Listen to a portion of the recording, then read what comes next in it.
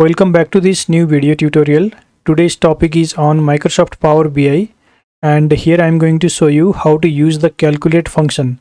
Basically, calculate function in Power BI is used in two scenarios.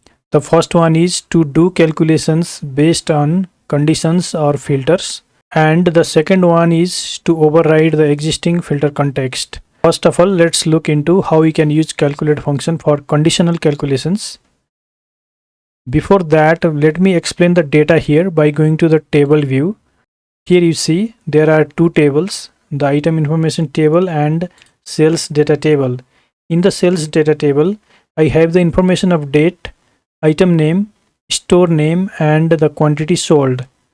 Based on this data, here in the report view, the total quantity sold is visualized, and here a slicer is created to select different items from the list.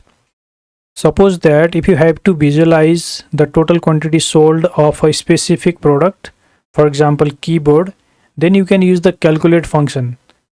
For that, let me click on the sales data table, click on new measure. Here in this measure equal to, let me type here total sales quantity of keyboard equal to, then use the calculate function, open bracket. Here you see the description of the calculate function is given. The calculate function evaluates an expression in a context modified by filters. It means we can apply here different filter or the condition to do the calculation. In the expression parameter of the calculate function, use the sum function for getting the total, open bracket, then select this quantity sold column of the sales data table, close bracket, then put a comma. Now here in this filter one parameter, we have to put the filter or condition, that is we want to calculate the total sales of keyboard. So here put sales data table item name column is equal to, then put the condition, that is keyboard. So type here double quotation keyboard double quotation, then close the bracket. Now press enter. Here you see a new measure is created for the total sales quantity of keyboard. Let me copy this visual from here, Ctrl C, Ctrl V, then drag and drop it here.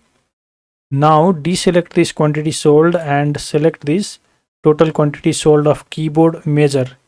And here you see this is the total quantity sold of keyboard. In the calculate function, you can add multiple filter parameters. Suppose that if you want to calculate the total quantity sold of keyboard in a specific store, for example, let's say in the store C, in that case you can add the filter parameter by going to the measure, and here at the end of this, before the closing bracket, put a comma, then put here the second condition, that is the store should be equal to store C. So put here sales data, then select this store column equal to double quotation, then put the condition, that is store C double quotation. Now press enter. And here you see this is the total quantity sold of keyboard in store C. The next use of calculate function is to override the existing filter context. In Power BI report, when you select an item from the slicer, let me select this keyboard. Here you see the total quantity sold automatically change.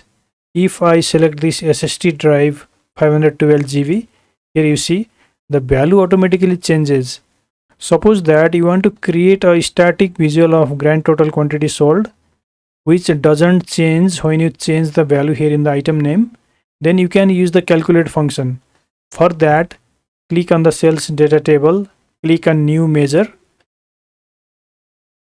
and here in the measure name, let's put grand total quantity sold equal to, then use here the calculate function, open bracket. In the expression of calculate function, use the sum function, open bracket, then select this quantity sold column of sales data table, close the sum function, then put a comma. Now here in the filter one parameter, combine the all function, open bracket. Then here in the table name or column name parameter of the all function, select this item name column of the sales data table, then close the bracket. Close one more bracket for the calculate function. Now press enter. Here you see the grand total quantity sold measure is created. Let me copy this visual from here. Control C, Control V, then drag and drop it over here. Deselect this quantity sold and select this grand total quantity sold measure. Now here you see the grand total quantity sold is displayed regardless of whatever item is selected in the slicer. If I select this keyboard, here you see the quantity sold here in this visual change, but in this visual the quantity sold doesn't change. The grand total quantity sold remains constant regardless of whatever item you select here in the slicer. So that was all about using the calculate function in Power BI to do calculations based on condition and to override the existing filter context of the report. If you want to practice this, you can download this Power BI project file from the video description below. Thank you so much for watching. See you in next video tutorial.